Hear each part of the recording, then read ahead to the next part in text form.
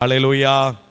கர்த்தர் நல்லவர். இந்த நாளில் நிச்சயமா முடிவு உண்டு. உங்க நம்பிக்கை வீண் போகுது. என்ன காரியத்துக்கு முடிவு உண்டுன்னா, நிறைய அசுத்தமான காரியங்களுக்கெல்லாம் முடிவு. என்ன காரியத்துக்கு துவக்கம்? நன்மைகளுக்கு துவக்கம், ஆசீர்வாதத்தின் துவக்கம், ஆவிக்குரிய வாழ்க்கையின் நன்மைகளில் ஒரு துவக்கத்தை கர்த்தர் தரப்போகிறார். இன்று கர்த்தர் நம்மோடு பேசும்படியாக ஒரு நிமிடம் அப்படியே கண்களை மூடி செபிப்போம். அன்பின் தகப்பனே, மை நன்றியோடு மை துதிக்கிறோம், மை ஸ்தோத்தரிக்கிறோம். சுவாமி, என் ஆசீர்வதிக்கப்பட்ட நல்ல நேரத்திற்காக உமக்கு நன்றி செலுத்துகிறோம். தெய்வ சமூகத்தில் ஆண்டவரே, இந்த மனமகிழ்ச்சியின் ஓய்வு நாள் ஆராதனையில் பங்கு பெறும்படியான கிருபைகளை தந்திருக்கிறீர். இந்த நாளில் நீங்க பேசுங்க, நாங்க கேட்கிறோம். இயேசுவின் இன்ப நாமத்தில் பிதாவே, ஆமேன், ஆமேன். ஹல்லேலூயா. இந்த நாளில் கர்த்தர் இதே காரியத்தை நம்ம இதுக்கு முன்னாடியும் பார்த்திருக்கிறோம். அது வேற கோணத்தில் பார்த்தோம். இன்று நீ சகலத்தையும் திருப்பிக் கொள்ளுவாய். நீ, இந்த வார்த்தை என்ன இன்னைக்கு? நீ சகலத்தையும் திருப்பிக் கொள்ளுவாய். நமக்கு திருப்பிக் கொள்ளுவான்னா மனசுக்குள்ளலாம் ஒரு சந்தோஷம் வந்துடும். எப்படி வந்துடும்? எப்படி வந்துடும்? எதெல்லாம் இழந்தோமோ, நம்ம இழந்ததுனாலே நம்ம எதைத்தான் நினைப்போம் தெரியுமா? போன வருஷம் ஒரு 1 லட்சம் ரூபா நஷ்டமாயிட்டு, இது இந்த வருஷம் இப்போ திருப்பிக் கொள்வாயின்னு சொல்லியிருக்காரு. இந்த தடவை எப்படி வந்துடும்? திரும்ப வந்துடும்.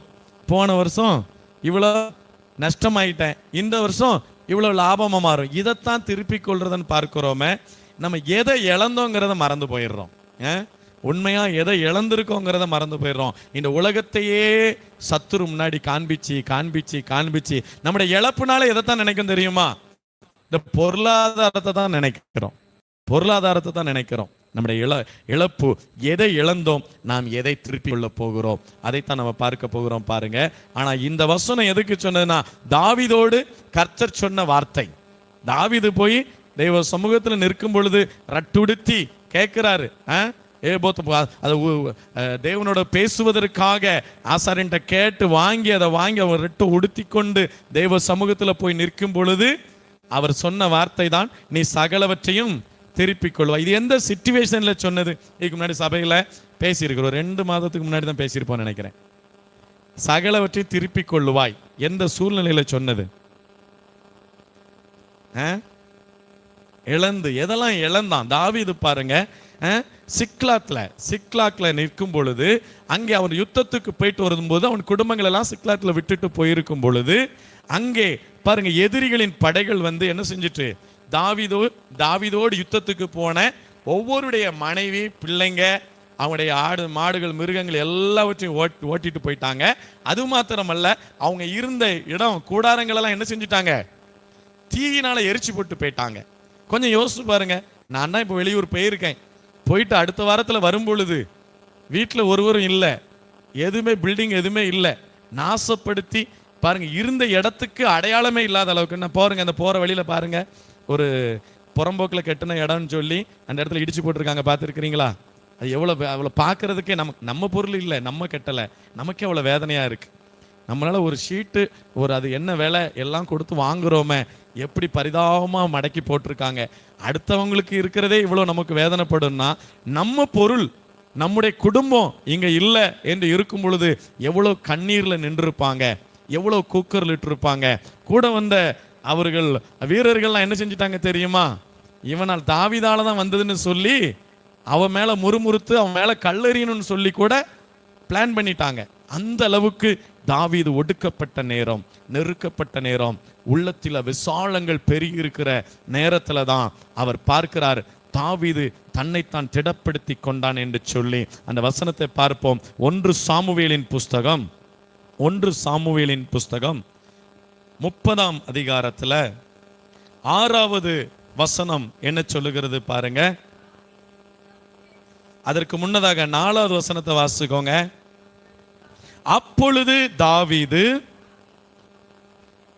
தாவீதும் அவனோடு இருந்த ஜனங்களும் அழுகிறதற்கும் பலனில்லாமல் போகும் மட்டும் சத்தமிட்டு அழுதார்கள்.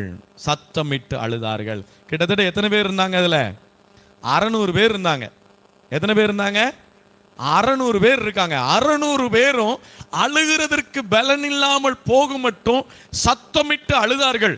அங்க சுட்டரிக்கப்பட்ட இடத்துல நின்றுகிட்டு ஐயோ அதில் சொல்லியிருக்கலாம். சிலர்லாம் அப்படிதானே கொஞ்சம் நினச்சி பாருங்களேன். இந்த சுனாமிலலாம் எத்தனை பேர் பார்த்தீங்கன்னு தெரியல. சுனாமியில் அழிஞ்சி அந்த வீட்டில் போகும்போது அந்த பிள்ளை இறக்க கொடுத்துருப்பாங்க. அந்த பிள்ளை போட்ட ட்ரெஸ் இருக்கும். அதை பார்த்தோன்னே அந்த ஒரு தாயின் உள்ளம் எவ்வளோ வேதனைப்படும், ஒரு தந்தையின் உள்ளம் எவ்வளோ வேதனைப்படும் பாருங்க. ஐயோ அந்த ட்ரெஸ்ஸை என் பிள்ளை போட்டிருந்ததில்ல, கடைசி நிமிஷத்தில் போட்ட ட்ரெஸ்ஸு. எனக்கு அறிமுகமான, எனக்கு ரொம்ப பரிச்சயமான ஒரு தொழிலதிபர், அவருடைய பிள்ளை மகன் அவர்களுக்கு 2 பிள்ளைங்க கூட்டிகிட்டு போனாங்க. தாய்கிட்ட பேசிகிட்டு இருக்காங்க.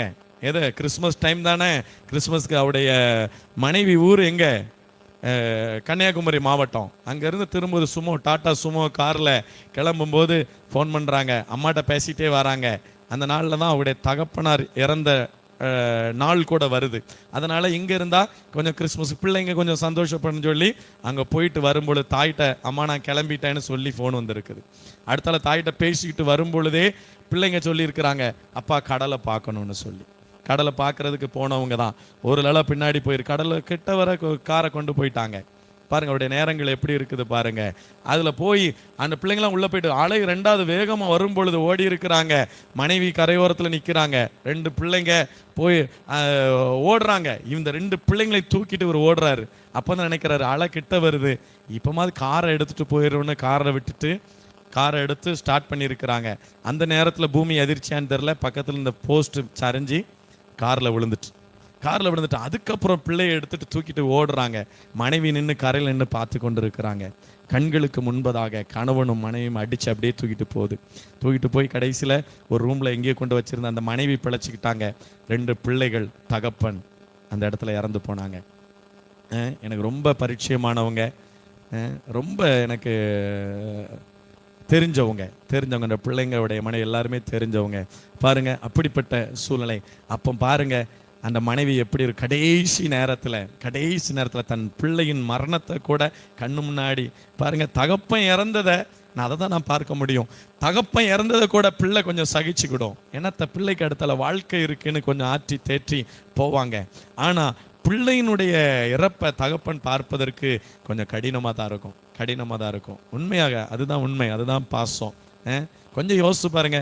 தகப்பனுடைய சிறு பிள்ளைங்கன்னா பரவாயில்ல, கொஞ்சம் திருமணம் அடுத்த வாழ்க்கை உண்டுன்னு சொல்லி தட்டி கொடுத்து போயிடுவாங்க.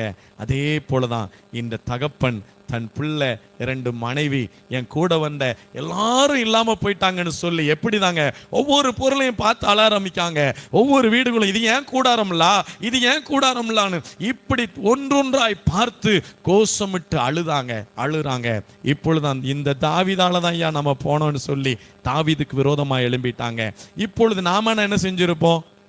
நாம சோர்ந்து போயிருப்போம்ல. அழுகிறோம். அந்த அழுகையின் பள்ளத்தாக்கிலே நம்முடைய வாழ்க்கையை கொண்டு போயிடுறோம். ஆனா தாவீது அதை செய்யவில்லை. தாவீது தன்னை திடப்படுத்தி கொண்டான் என்று சொல்லி அதில் 6வது வசனம் சொல்லுகிறது பாருங்க. தாவீது மிகவும் நெருக்கப்பட்டான். சகல ஜனங்களும் தங்கள் குமாரரும் குமாரத்திகளின் நிமித்தம் மன கிளேசத்தினாலே அவனை கல்லெறிய வேண்டும் என்று சொல்லிக் கொண்டார்கள். தாவீது தன் தேவனாகிய கர்த்தருக்குள்ளே இந்த அனுபவம் ஊருக்குள்ள வந்துட்டாங்கன்னா போதுங்க. கொஞ்சம் கவனிங்க, இந்த அனுபவம் வரணும். திடப்படுத்துவதற்கு, என்னை தேற்றுவதற்கு, என்னை ஆற்றுவதற்கு, யாராவது கை கொடுப்பதற்கு யாராவது இருக்காங்களா? இதை தேடுவதை இந்த நாளில் விட்டுருங்க. ஒருவேளை ஒரு நேரம் கை கொடுத்து தூக்குனாலும் அடுத்த நேரம் இவன் என்ன விட மேலே வந்துடுவான்னு சொல்லி விட்டுற உலகமாக தான் இருக்குது. விடுகிற நண்பர்களாகத்தான் இருக்கிறாங்க, விடுகிற உறவுகளாகத்தான் இருக்குது. உறவுகளுடைய எண்ணங்கள்லாம் என்ன? அதுதான் ஓடுகிறது. அநேகர் என்கிட்ட சொல்ற காரியம், போன வாரங்களில் கூட 2 சகோதரர்கள் வீடு கட்டுறாங்க. அதில் ஒரு சகோதரன் 2 பேரும் ஒரு போல வீடு கட்டும் பொழுது போட்டி, உன் வீடு இவ்வளோ வரணுமா, என் வீடு இவ்வளோ வரணுமா, 2 ஒரு போல வரணுமா. மூத்த சகோதரன் சொல்றான் இளைய சகோதரனுடைய கான்ட்ராக்டரை பார்த்து, ஐயா வீடு இதுக்கு மேலே வந்துடக்கூடாது. எதுக்கு வந்துடக்கூடாதான்? அதில் ஒருவன் ரட்சிக்கப்பட்டவன், ஒருவன் ரட்சிக்கப்படாத, ஒருவன் விசுவாசி, ஒருவன் அவிசுவாசி. இப்படி இருக்கும் பொழுது அவன் சொல்ற காரியம், ஐயா அப்படிலாம் செஞ்சிடாதீங்க, வீடு கட்டி முடிச்சு ஒருவன் வயந்தான் ஒருவன் தாழ்ந்தான் இருக்கக்கூடாது. எப்படி ஒரு செங்கலை மேலே வச்சுட்டு அப்போ வாழ்க்கை வயந்துட போதா? அநேகருடைய நம்பிக்கை அப்படி இருக்குது. அனைவருடைய நம்பிக்கை அப்படி இருக்கிறது. இந்த நாள்ல அப்படி அல்ல. நீ கர்த்தரை நம்பினீங்கன்னா நீ உயர்த்தி கொண்டு, நீ தாழ்ந்த இடத்துல வீடு கட்டினாலும் சரிதான், நீ பள்ளங்கள்ல வீடு கட்டினாலும் சரிதான், நீ கர்த்தரை நம்பி வீடு கட்டிப்பாரு. வீடு கட்டிப்பாரு. எல்லாரும் வீட்டோட என் வீடு சின்னதுதான்ப்பா, எல்லாரும் வீட்டோட என் வீடு சொற்பமான பணத்துல கட்டின வீடு தான் ஐயா அப்படி சொல்றீங்களா? நீ கர்த்தரை நம்பி பாருங்க, கர்த்தரை நம்பி பாருங்க. அவர் உங்களை உயர்த்துவார், அவர் உங்களை மேன்மைப்படுத்துவார். அவர் சொன்ன காரியம் அதைத்தான். அதே போலதான் இங்க நடக்கிறது பாருங்க. திடப்படுத்துவதற்கு யாருமே இல்லை, தூக்கி விடுவதற்கு தாவீதுக்கு யாருமே இல்லை. தோல்ல தட்டி கொடுத்து பயப்படாதீங்க, பயப்படாதீங்க, எல்லாவற்றையும் நம்ம மீட்டுக்கொள்ள நம் தேவன் உதவி செய்வார் என்கிறத. ஏன்னா இவங்க செத்து போயிட்டாங்களா உயிரோட இருக்காங்களான்னு கூட யாருக்கு தெரியல. கவனிங்க, யாருக்கு தெரியல? கணவன்மாருக்கு ஒருத்தருக்கு தெரியல, என் மனைவி செத்துட்டாளா உயிரோட இருக்கிறாளா தெரியாது. பிள்ளை செத்துச்சா இருக்குதா இல்ல. எங்க மிருக ஜீவன்கள்லாம் ஆனா செத்ததுக்குரிய அடையாளம் இதுல இல்ல. எப்படி டென்ட் எல்லாம் எரிஞ்சதுக்கு எங்க போனாங்கன்னு தெரியல. ஏன்னா அவர்களை பாருங்க சிறைப்படுத்தி கொண்டு போயிட்டாங்க. கொண்டு போய் யாருமே சாகல, எல்லாரையும் பத்திரமா வச்சிருக்கிறாங்க. சிறைப்படுத்தி கொண்டு போனவனுடைய அந்த கூட்டத்தாருடைய ஒருவன் வியாதிப்பட்டான் என்று சொல்லி விடும் பொழுது அவனை கண்டு தேவன் அவனை அதுல கண்டு அவனை விசாரிக்கும் பொழுதுதான் சொல்றாங்க, அவன் இருக்கிற இடத்தை நான் காண்பிக்கிறேன் என்று சொல்லி அந்த தண்டை நீ தொடருவா என்று தேவனிடத்துல விசாரிக்கிறாரு. அழுகிறதற்கு பலன் இல்லாமல் போக மட்டும் அழுது மாத்திரம் அல்லாமல் தாவீது தனக்குள்ளே தன்னை என்ன செஞ்சு கொண்டா? என்ன செஞ்சா? கர்த்தருக்குள் தன்னை திடப்படுத்தி கொண்ட. இந்த அனுபவம் ஒவ்வொரு வாலிபர்களுக்கு வேணும், சின்ன பிள்ளைங்களுக்கு வேணும், வயோதிபர்களுக்கு வேணும், குடும்பம் நடத்துகிற பெண்களுக்கு வேணும். தன்னைத்தான் திடப்படுத்துகிற ஒரு அனுபவம். யாருக்குள்ள திடப்படுத்தணும்? கர்த்தருக்குள்ள திடப்படுத்தணும். கர்த்தருக்குள்ள திடப்படுத்தி கொண்டு என் கர்த்தர் பார்த்து கொள்ளுவார், என் தேவன் பார்த்து கொள்வார், என் தேவன் என்னோடு இருக்கிறார், அவர் எனக்கு உதவி செய்வார். இப்படி பலப்படுத்தணும். என்ன ஜனங்கள் அவமானப்படுத்தலாம், எந்த கூட்டங்கள்னாலும் என்னை கூடி என்னை அவமானப்படுத்தலாம், என்னை அழைத்தவர், என்னை உருவாக்கினவர், என்னை தெரிந்தெடுத்தவர், என்னை அபிஷேகித்தவர், என்னை திருமுழுக்கை கொடுத்தவர், என்னை பாவத்தை கழுவினவர் என்னோடு இருக்கிறார், அவர் எனக்கு அரணாய் இருக்கிறார் என்று நம்பிக்கை கொண்டவர்களாய் தன்னைத்தான் திடப்படுத்தி பாருங்க. நிச்சயமாய் தாவீது அப்படி விட்டுட்டாரா? அதுக்கப்புறம் என்ன நடந்துச்சு? அவர் சொல்றாரு, அது சகலத்தையும் திருப்பிக் கொள்வாங்கிற வசனத்தை வாசிப்போம். நம்ம 8வது வசனத்தை பாருங்க. தாவீது கர்த்தரை நோக்கி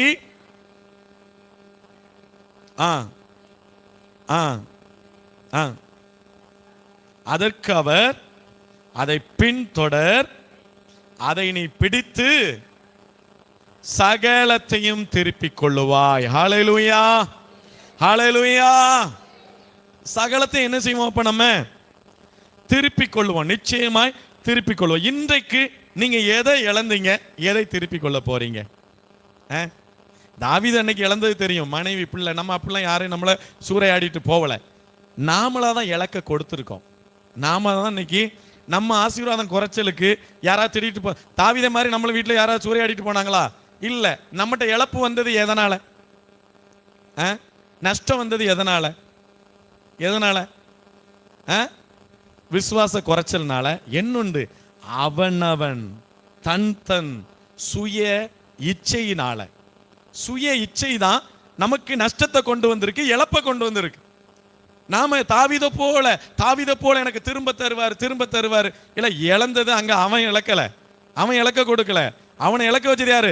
சத்துரு வந்து திருடிட்டு போயிட்டான். அதற்கு கர்த்தர் கொடுத்த வார்த்தை, நீ சகலத்தையும் திருப்பிக் கொள்ளுவாய். இங்க நீ இழக்க கொடுத்தது எதை இழக்க கொடுத்திருக்கிறோம் இன்றைக்கு? கொஞ்சம் யோசிச்சு பாருங்க.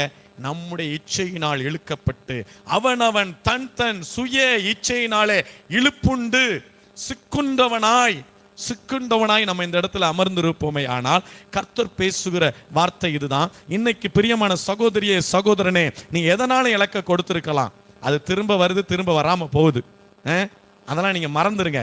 ஆனா இன்னைக்கு ரட்சிப்பையே இன்னைக்கு இங்க இலக்க கொடுத்திருக்கிறீங்க. அநேகருக்கு ரட்சிப்பே இழந்துட்டாங்க, ரட்சிப்பின் அனுபவமே இல்லை. அபிஷேகத்தை இலக்க கொடுத்திருக்கலாம், அபிஷேகத்தை இழக்க கொடுத்திருக்கலாம், ஆவிக்குரிய வாழ்க்கையை இழக்க கொடுத்திருக்கலாம், உங்க பொறுமையை இழக்க கொடுத்திருக்கலாம், உங்க நிதானத்தை இழந்துட்டீங்க. ஐயோ, நான் இந்த இடத்துல இப்படி சொல்லுவாங்க, பெரியவங்களாம் சொல்லுவாங்க, பார்த்துருக்கிறீங்களா? ஐயோ, இந்த இடத்துல நான் நிதானத்தை இழந்துட்டேனே. நான் அநேக நேரத்தில் உணர்வேன், இந்த இடத்துல இப்படி நிதானத்தை இழந்துட்டேனே, பொறுமையை இழந்துட்டேனே, இதெல்லாம் இழக்க கொடுத்தீங்களா? இந்த இழக்க கொடுத்ததை ஆவிக்குரிய ரீதியாய் இந்த நாள்ல நம்ம பார்க்க போகிறோம். இன்று நீ எதை இழந்தாய்? நீ எதை திருப்பி கொள்ள போகிறாய்? நீ எதை இழந்தாய்? எதை? கவனிங்க. இன்று நீ எதை இழந்தாய்? எதை திருப்பி கொள்ள போகிறாய்? பாருங்க, இன்று எதை சம்பாதிப்பதற்கு, எதை பெருக்குவதற்கு, எதை அடைவதற்கு, எதை கட்டுவதற்கு, எதை சேர்ப்பதற்கு, எதை காப்பாற்றுவதற்கு இன்று எதை இழந்திருக்கிறாய்? உன்னை கட்டணும்னா, உன்னை பெறணும்னா உன்னை இழக்கணுங்காங்கல்ல. கூழு குடிக்கணும்னா எதை இழக்கணும்? மீசை இழக்கணுமா? அது ஆம்பளையாளுக்கு. எல்லாரும் தான் கூழு குடிப்போமே. கூழு குடிக்கணும். எனக்கு மாவும் குறையக்கூடாது, கூழும் என்ன செய்யணும்? கூழும் குடிக்கணும். இது என்ன ஆசை? மாவுக்கு ஆசை, மீசைக்கு ஆசை அப்படிங்கிற மாதிரி சொல்லுவாங்கல்ல. அது ஆம்பளைக்கு. அதுக்கு தடி கூழ்ந்தாலும் மீசையில் மண் விட்டாம பேசுற ஆளுக்களுக்கு இது எல்லாருக்கும் பொதுவாக காரியம். மாவும் குறையக்கூடாது, என்ன செய்யக்கூடாது? கூழும் குடிக்கணும். அது நம்ம கஷ்டமும் படக்கூடாது, பிரயாசமும் படக்கூடாது, தேவ சமூகத்தை காத்து இருக்கக்கூடாது. என்ன வேணும் சொல்லுங்க. என்ன வேணும்? ஆசீர்வாதம் வேணும், நன்மை வேணும், அது வேணும் கேட்கிறோம். தேவ சமூகத்தில் காத்திருப்போமே ஆனால் கொஞ்சம் நேரத்தை, தூக்கத்தை இழக்க கொடுக்கணும். தூக்கத்தை என்ன செய்யணும்? இழக்க கொடுக்கணும். தேவ சமூகத்தில் பாருங்க, உறவுகளோடு பேசுகிற நேரங்களா இருக்கலாம், நண்பர்களோடு பேசுகிற நேரங்களா இருக்கலாம், சுற்று வட்டாரத்தில் நின்று முச்சந்திலையும் டீ கடையிலையும் நின்று பேசுகிற நேரமா இருக்கலாம். நானா கூட எடுத்துக்கலாம். அப்படிலாம் போனோம்னா சில விதை பெற்றுக்கொள்ள முடியாது. எதை பெற்றுக்கொள்ளணும் நாம இந்த நாள்ல கொஞ்சம் யோசிச்சு பாருங்க. சிலவற்றை இழக்க வேண்டியது இருக்கிறது. நல்ல தூக்கம் வர்ற நேரம் எந்த நேரம் தான்? காலை நேரம். அந்த நேரத்தை நான் ஆண்டவரே உமக்காக நான் இழக்க கொடுக்கிறேன். ஆண்டவரே உங்க சமூகத்துல உமக்காகன்னா, அவருக்கு போய் நம்ம தூக்கத்தை இழந்ததுனால அவருக்கு பெரிய கிரீடமா வைக்க போறோம்? அதுவும் எதற்காக தான்? நமக்காக தான். நாம் ஆசீர்வதிக்கப்படுவதற்காக, நாம் ஆவிக்குரிய வாழ்க்கையில வளர்ந்து வருவதற்காக, உலகத்தின் நன்மையாய் இருக்கலாம், உலகத்தின் பாதுகாவலாய் இருக்கலாம். தேவ சமூகத்தில் ஆகாயத்து பறவைகளை கவனித்து பார்க்கிறீர்களே, காலமே எடுத்தா மரங்கிளைகளில் பக்கத்தில் இருந்து எவ்வளோ கூச்சல் இடுகிறது, மைனாக்கள் எவ்வளோ சத்தமிடுகிறது பாருங்க, காகங்கள் கரைகிறது, எல்லாமே காலையிலே சத்தமிடுகிறது. எதற்காக? அந்நாளுக்குரிய ஆகாரத்திற்காக. நாமோ எப்படி இருக்கிறோம்? காலையில இருந்து தேடுறோமா? கொஞ்சம் யோசித்து பார்ப்போம். இன்று மாற்றிக்கொள்ளுவோம். இதெல்லாம் ஒரு யாருக்கு எடுக்கிற பாடங்கள் தெரியுமா? நான் ஒவ்வொரு செய்தியிலும் எடுக்கும்போது நினைப்பேன், இதை ஒவ்வொரு செய்தியும் எடுக்கும் பொழுது, ஆண்டவரே என்ன எங்க சபைக்கு என்னதை தான் பேச வேண்டி இருக்கிறது? சுவிசேஷத்தை பேச வேண்டியது. என்ன சுவிசேஷமே தெரியல, இதுல எங்க நம்ம இன்னும் ஆழத்துல போய் மீனை பிடிக்க? எப்படி சொல்றாரு? கணுக்கால் அளவு போதாதையா, முழங்கால் அளவு போதாதையா, இடுப்பு அளவு போதாதையா, நீந்தி மூழ்கணுமே, மிதந்து எங்க மிதந்து மகள, எங்களுக்கு கரண்ட் அளவே போதும், நாங்க திரும்பி போறோம். எப்படி? கடல்ல போய் பார்த்துருக்கீங்களா? பிள்ளைங்களாம் ஆசைப்பட்டாங்க, கடைக்கு கூட்டு போனா என்ன செய்வோம்? நம்ம ஆழத்துல போற விருப்பம் இருக்காது. ஆனால் பிள்ளைகளுக்காக என்ன செய்யறது? கரண்ட் வர அப்படி காலை நினைச்சிட்டு அப்படி வருவோம்ல. நம்ம ஆவிக்குரிய வாழ்க்கைலாம் எப்படி இருக்கு தெரியுமா? நீந்தலாம். அதுல போய் எவன் நீந்திக்கிட்டு இருப்பான்? பைத்தியக்காரன் தான். தோத்திரன்ட்டு அந்த நீந்தல்லாம் வேண்டாம். எப்படி? கொஞ்சம் கரண்டை நினைஞ்சிச்சா, கடலுக்கு நானும் போனேன், தண்ணியை தொட்டேன், நானும் கடலை பார்த்தேன் அப்படின்னு சொல்ற ஜெப வீரர்களா தான் நாம இருக்கிறோம். இன்னைக்கு எப்படி இருக்கணும்? கணுக்கால் அளவோடு நிற்காதபடிக்கு நாம் திரும்பி கரை சேராமல் இன்னும் ஆழத்தை காண, ஆவிக்குரிய ஆழத்தை காண, சத்தியத்தின் ஆழத்தை காண, வேதத்தின் தேவனின் மகத்துவத்தை காண இன்னும் நீந்தி மூழ்வதற்கு போகணும். இங்க நாம சுவிசேஷம் எதை சொல்ல வேண்டியிருக்கு? ஏன் தெரியுமா? சிலருக்கு என்ன சுவிசேஷம் தேவைப்படுகிறது. ஆகையால் தான் இந்த சுவிசேஷ காரியத்தை பேச வேண்டியிருக்கிறது. பாருங்க, இன்று எதை இழந்திருக்கிறாய்? எதை தொலைத்திருக்கிறாய்? எதை விட்டு கொடுத்திருக்கிறாய்? எதை அழித்திருக்கிறாய்? எதை தூரம் போயிருக்கிறாய்? எதை விட்டு தூரம் போயிருக்கிறாய்? கொஞ்சம் இதை யோசித்து பார்ப்போமே. எதை பெறுவதற்காக நீங்க எதை இழந்தீங்க? கொஞ்சம் கவனிங்க. எதை பெறுவதற்காக எதை இழந்தீங்க? பணத்தை சம்பாதிப்பதற்காக, பொருட்களை சம்பாதிப்பதற்காக, உலகத்தில் கொஞ்சம் நலமாய் வாழ்வதற்காக உங்கள் ஜெப வாழ்க்கையும் ஆவிக்குரிய வாழ்க்கையும் நீங்கள் இழந்திருப்பீர்களே ஆனால், கர்த்தர் சொல்லுகிற காரியம், இன்று ஆவிக்குரிய வாழ்க்கையில உங்க ஜெப வாழ்க்கையும் உங்கள் அபிஷேகத்தையும் உங்கள் வேத நேரத்தையும் கூட்டி வழங்குவதற்காக எதெல்லாம் உங்களை விட்டு தூர போக்கிச்சதோ, தேவன் தூர போக்கினதை தூரப்படுத்தி, எது உங்களை விட்டு இருந்தது தூரம் போனதோ அதை உங்கள் அருகில் உங்கள் உள்ளத்தில் தேவன் கொண்டு வர, திருப்பி சகலவற்றை திருப்பி கொள்ளும்படியான ஆவிக்குரிய ஆசீர்வாதங்களை தந்து நடத்த போகிறார். அல்லேலூயா, அல்லேலூயா. எல்லாருக்கும் எது வேணும்? எனக்கு இந்த ஆவிக்குரிய வாழ்க்கையில இந்த உலகத்துல தானே இருக்கும், கொஞ்சம் உலகத்தை கொஞ்சம் நல்லா வாழணும்லா அப்படின்னு சொல்றீங்களா? இந்த ஆவிக்குரிய வாழ்க்கையில முதலாவது, இந்த வசனம் நான் அடிக்கடி சொல்லுகிற காரியம், முதலாவது தேவனுடைய ராஜ்யத்தையும் அவருடைய நீதியையும் தேடுங்கள். அவர் நீதி என்ன? அவருடைய நீதி என்ன? அவருடைய கட்டளை என்ன? அதுல கட்டளையில பிரியப்படணும், வேதத்துல பிரியப்படணும், அவருடைய நீதியில பிரியப்படும் பொழுது முதலாவது தேவனுடைய ராஜ்யத்தையும் அவருடைய நீதியையும் தேடுங்கள். அப்பொழுது, அப்பொழுதுங்கிற வார்த்தையை மட்டும் நம்ம மறந்துடுவோம். எப்படி? அப்பொழுது இவைகளிலெல்லாம் உங்களுக்கு கூட, இனி எதெல்லாம் நீங்க பெறணும்னு ஓடி உங்க ரட்சிப்பை இழந்திருக்கிறீங்க, இந்த உலகத்தை பெறணும், ஆசையை பெறணும், அந்தஸ்தை பெறணும், லாபத்தை பெறணும், இதெல்லாம் பெறுவதற்காக மனிதன் உலகம் முழுவதையும் ஆதாயப்படுத்தி கொண்டாலும் தன் ஜீவனை நஷ்டப்படுத்தினால் லாபம் என்ன? இந்த உலகத்தை ஆதாயப்படுத்துவதற்காக அந்த நித்திய ஜீவனை நஷ்டப்படுத்தினவர்களாய் இந்த சத்தத்தை கேட்டுக்கொண்டு இருப்போமே. ஆனால் எதை நஷ்டமடைந்தது என்று சொல்லி நீ இருக்கிறாயோ, உன் ரட்சிப்பு சேதமடைந்தது என்று சொல்லி இருக்கிறாயோ, பாவத்தினாலோ, உலக பொருட்களினாலோ, உலகத்தின் காரியத்தினாலோ, விபச்சாரத்தினாலோ, வேசித்தனத்தினாலோ, குடியினாலோ, களியாட்டினாலோ, சினிமாவினாலோ, பொறாமையினாலோ, போட்டியினாலோ உன் ரட்சிப்பு கரைப்பட்டிருக்குமே ஆனால், ரட்சிப்பு தூரமாய் இருக்குமே ஆனால், இன்று எதையெல்லாம் இழக்க கொடுத்தாயோ அதை எல்லாவற்றையும் தேவன் திருப்பிக் கொள்ள இந்த தருணத்தை தேவன் தந்து கொண்டிருக்கிறார். ஆமென், அல்லேலூயா.